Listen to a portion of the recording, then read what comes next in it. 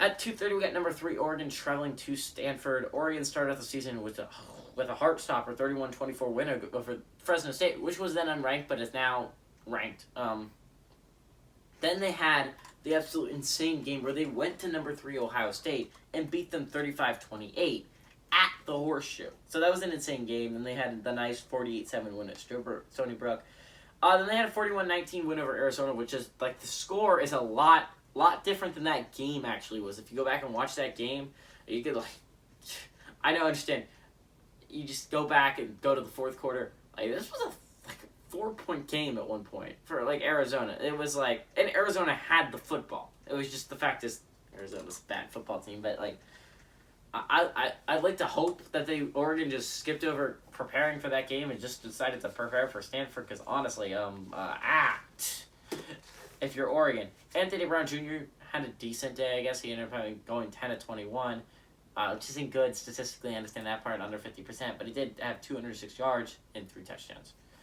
Travis Dye ended up having 5 carries for 92 yards, which just shows you why the heck were you not getting Travis Dye the ball more? Honestly, C.J. Verdell and Travis Dye both did not get the ball in this game at all. And it's like, dude, if you just run it, you win the game easily against Arizona. And it's just like they want to make Anthony Brown throw. I'm like, why? Why? It doesn't make any sense. Jalen Reed ended up leading the team in receiving yards, but it was only on 1 catch, and that was a 63-yard touchdown. Stanford, on the other hand, has been the tale of weird games. It's just a weird game.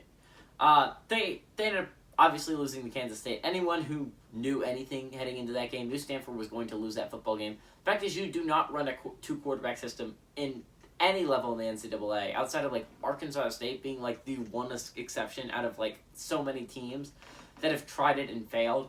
Dude, just because Arkansas State's able to run a somewhat effective offense doing it does not mean you should try.